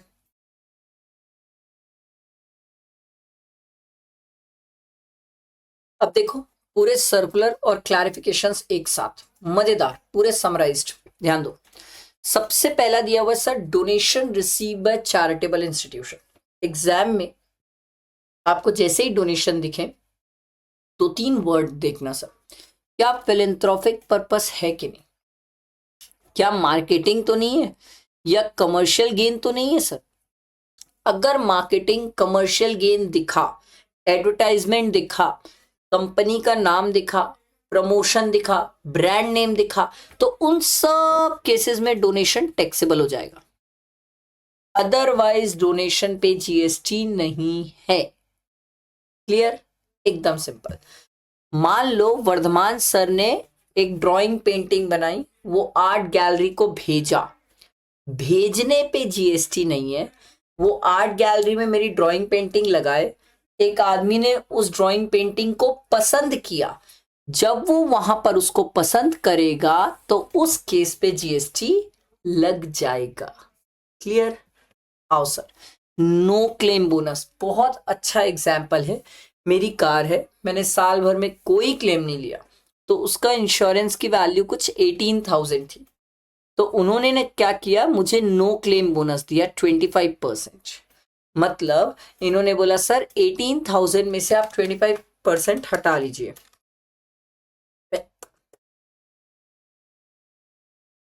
मतलब 4,500 आप हटा लीजिए, आप हमें 13,500 दे दीजिए। और इन्होंने मुझसे 13,500 पे जीएसटी चार्ज किया। नो क्लेम बोनस पे जीएसटी नहीं लगता। Crystal clear? बैठा दिमाग में? ठीक है, अगला ध्यान से सुनना। अरे मस्त है, एकदम इजी इजी है, बहुत सिंपल है, बहुत सिंपल है। ठीक है, अच्छा मान लो कोई एक पर्सन है जिसकी गाड़ी का एक्सीडेंट हुआ, और इतना खतरनाक कि वो गाड़ी कबाड़, खत्म खत्म वो गाड़ी।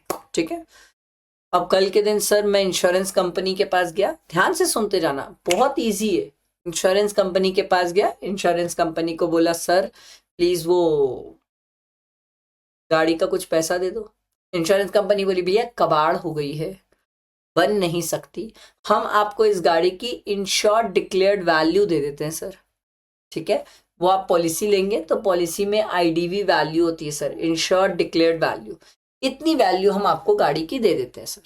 ठीक है, पर मान लो जैसे मेरी गाड़ी लेके गए और वो गाड़ी की इंश्योर्ड डिक्लेयर्ड वैल्यू 5 लाख रुपए थी, तो इंश्योरेंस कंपनी ने बोला ये कबाड़ को पहले बेचा जाएगा, इस कबाड़ को बेच के जितनी वैल्यू आएगी वो इंश्योर्ड डिक्लेयर्ड वैल्यू से माइनस होगी और बैलेंस पैसा आपको मिलेगा।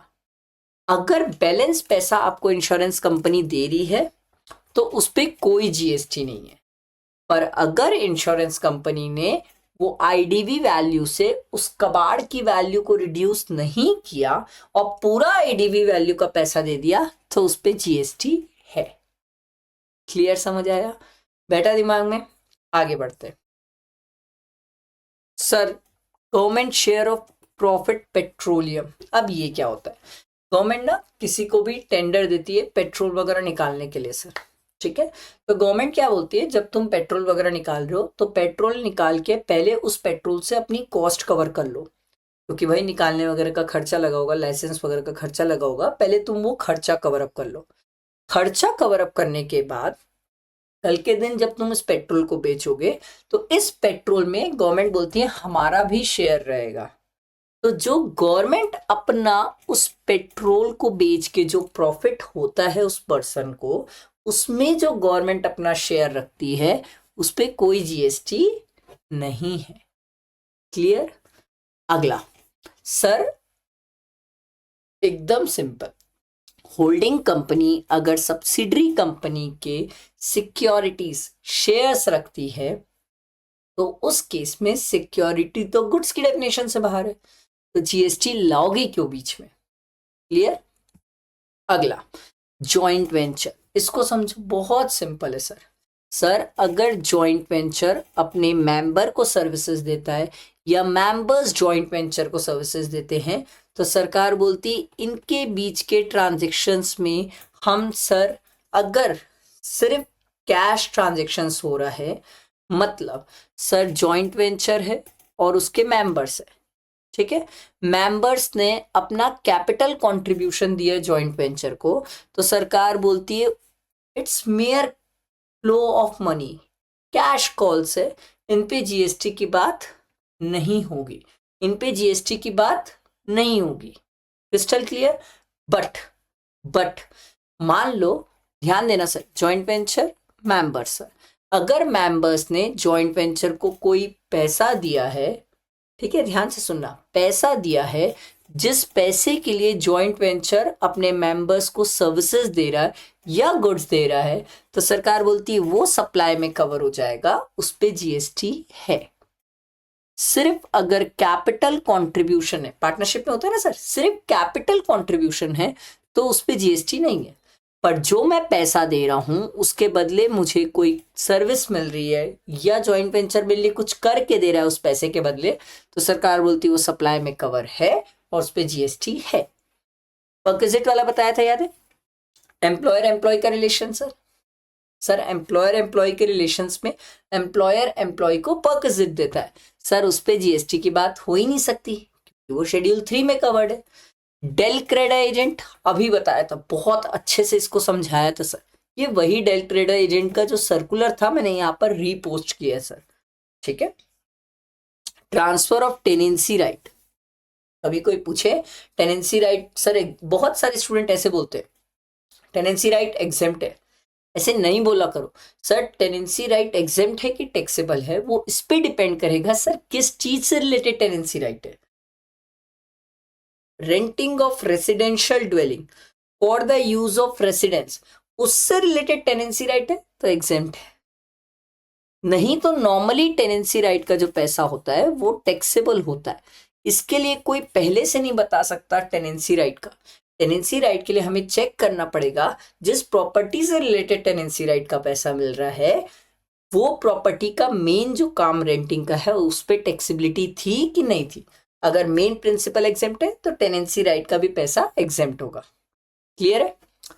Priority sector lending certificate, very very simple sir, जहां पर याद है ना मैंने आपको रेगुलर क्लासेस में एग्जांपल भी दिया था, आरबीआई ने सब बैंकों को बोला था कि भाई 30% एग्रीकल्चर सेक्टर को लोन दो, एसबीआई ने 40 दे दिया और आईसीआईसीआई ने 20 दिया। अब आईसीआईसीआई की फटी तो आईसीआईसीआई एसबीआई वाले के पास गया और बोला भैया जो आप 10% एक्स्ट्रा दे दियो ना वो हमें बेच दो। जो ये 10% एसबीआई आईसीआईसीआई को बेचता है that is called priority sector lending certificate, और इसको in the nature of goods माना गया और इस पे जीएसटी आएगा। क्लियर? बैठा दिमाग में? आगे देखो सर, ये भी रिसेंट, बहुत रिसेंट सर्कुलर है सर। क्या होता था, लोग ना लोन रिपे नहीं करते थे, लोग लोन रिपे नहीं करते थे तो बैंक्स उनके ऊपर ना पेनल इंटरेस्ट लगाता था। आरबीआई ने बोला पहले नाम चेंज करो, ये पेनल इंटरेस्ट नहीं होगा, पेनल चार्जेस होगा, ठीक है, पहले तो आप इसका नाम पेनल चार्जेस करो सर। पेनल चार्जेस किया गया, उसके बाद क्वेश्चन ये हुआ इस पेनल चार्जेस पे क्या जीएसटी की बात होगी? एकदम क्रिस्टल क्लियर किया इन्होंने कि भैया आरबीआई ने बोला है, आरबीआई बोली है, इसीलिए सर्कुलर से इन्होंने क्लियर किया कि इस पेनल चार्जेस पे कोई जीएसटी नहीं है, क्योंकि हमें मजा नहीं आ रहा है कि कोई आदमी लोन रिपे नहीं कर रहा है तो हम उससे पेनल चार्जेस लें। हमारा पर्पस ये है कि कोई भी पर्सन ईएमआई टाइम पे दे, अगर कोई देता है तो उसके ऊपर पेनल चार्जेस की कभी बात ही नहीं आएगी। क्लियर? अगला, ये रिपेयर को लेके बहुत सारे स्टूडेंट को डाउट, एकदम सिंपल है सर। अगर आपसे फ्री में वारंटी टाइम पीरियड में चल रहे हो और रिपेयर रिप्लेसमेंट का कोई पैसा नहीं ले रहे तो कोई जीएसटी वाली बात ही नहीं है। पर अगर आपसे कुछ एडिशनल कंसिडरेशन ले रहे हैं, लेबर चार्जेस ले रहे हैं, कोई पार्ट्स के पैसे ले रहे हैं, एक्सटेंडेड वारंटी का पैसा ले रहे हैं, तो उस पर जीएसटी अप्लाई होगा, उस पर जीएसटी अप्लाई होगा। क्लियर? इसमें ना मैंने, एक मिनट रुको, मैं आप लोगों को इसमें ना मैंने नोट्स भी बनाए, हैंड रिटन नोट्स। इसमें मैंने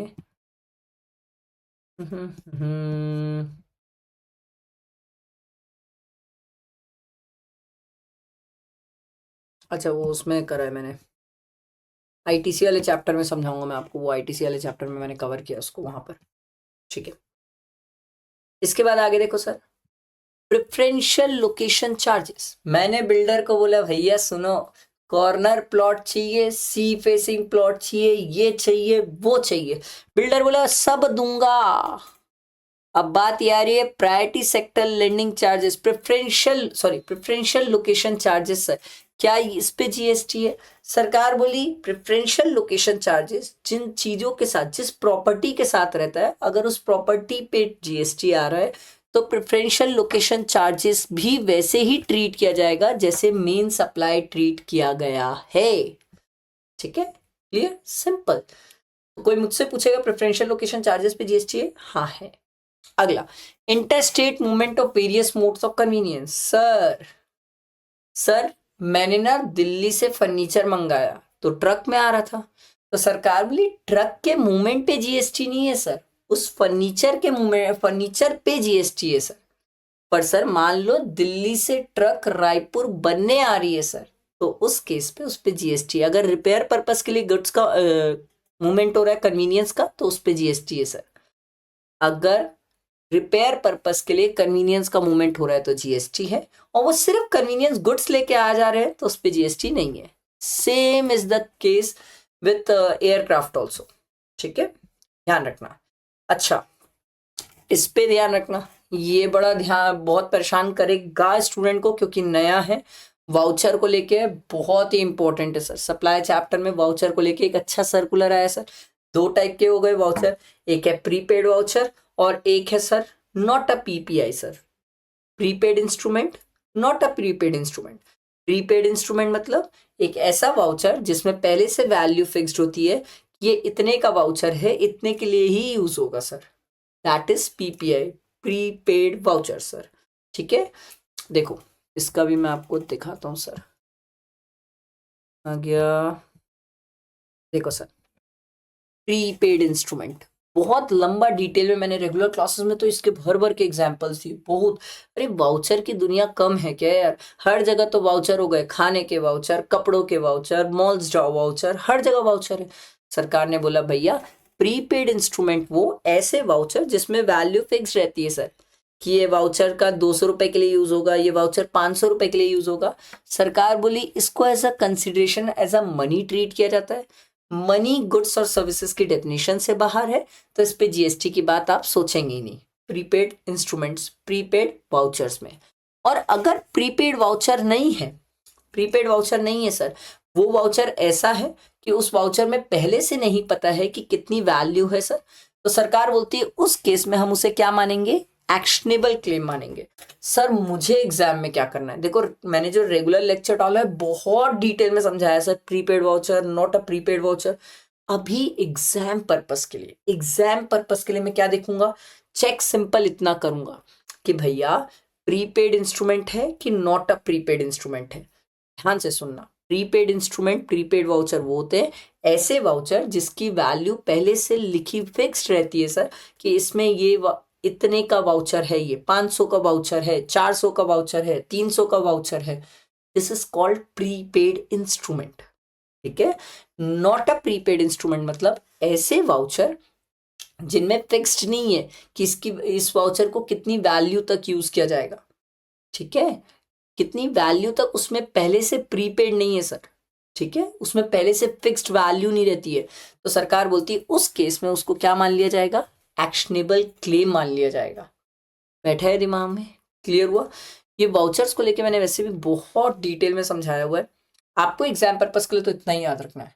सर आपको एग्जाम में ऐसे मिलेगा सर, प्रीपेड वाउचर, सर उसको मनी माना जाता है, गुड्स और सर्विसेज ही नहीं है, जीएसटी नहीं है sir, not a prepaid voucher sir, not a prepaid voucher sir. तो उस केस में सर ये सर एक्शनेबल क्लेम में कवर्ड है, शेड्यूल 3 में कवर्ड है, neither supply of goods neither supply of service. ध्यान रखेंगे सर, प्लीज ध्यान रखना सर, ठीक है, प्लीज ध्यान रखना।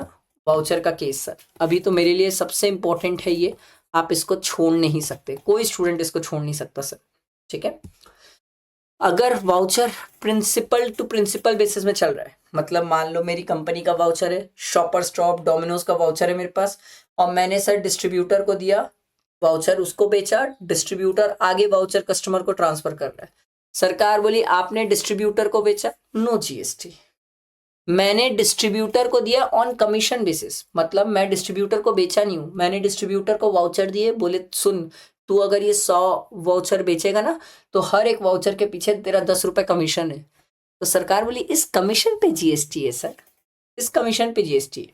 अब अच्छा आपने कभी देखा होगा तो वाउचर्स के पीछे सर एडिशनल सर्विसेज, मतलब प्रिंटिंग, ब्रांडिंग, लोगो, बहुत सारी चीजें होती है वाउचर में, को ब्रांडिंग, ब्रांडिंग, सब चीजें होती है। सरकार बोली ये जो एडिशनल सर्विसेज है ना सर, इस पे जीएसटी है सर, वाउचर्स के सप्लाई पे जीएसटी नहीं है, नहीं है, बट ये जो आप एडिशनल कर रहे हो ना इस पे जीएसटी है सर। और अनरिडीम वाउचर, जो बिके नहीं वाउचर, जो आपके हाथ में रह गए, सरकार बोली उसको तो हम सप्लाई कंसिडर ही नहीं करते हैं सर। क्लियर है, बैठा दिमाग में।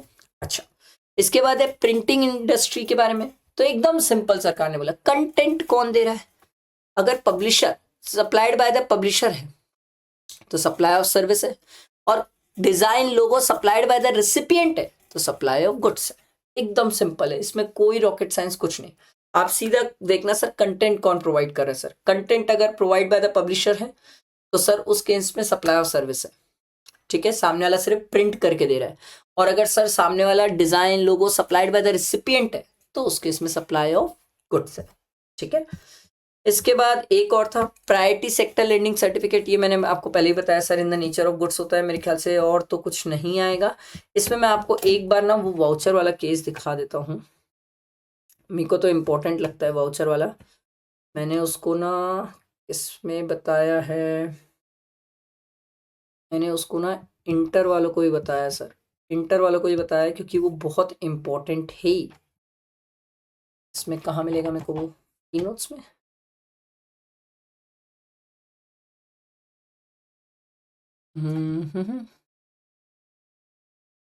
इंटर वालों को भी मैंने बताया था।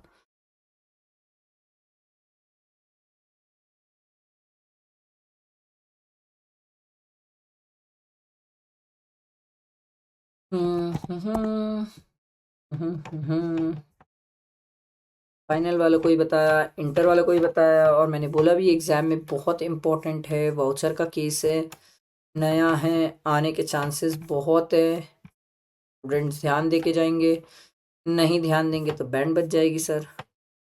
ये देखो सर वाउचर के बारे में बहुत डिटेल मैंने बताया था सर, देखो वाउचर्स के बारे में सर, वाउचर के बारे में ये देखो सर, प्रीपेड इंस्ट्रूमेंट और नॉट अ पीपीआई।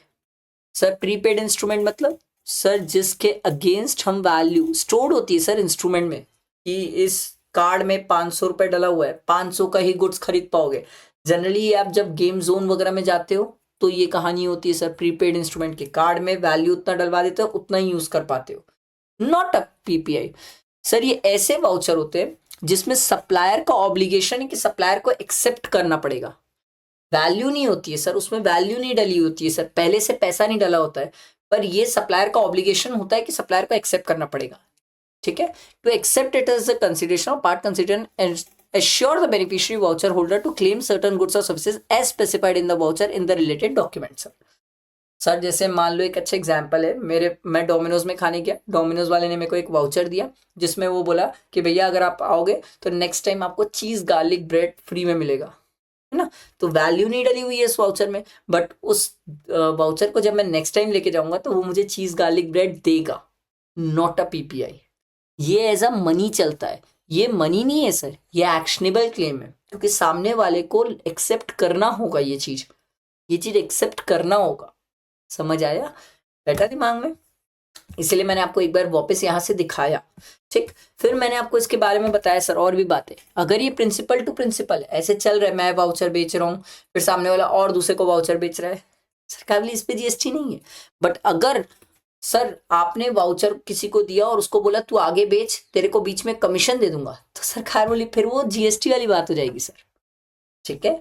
फिर वाउचर से रिलेटेड मैंने आपको बताया सर एडिशनल सर्विसेज हो सकती है, को branding, customisation, technology support, customer support सब।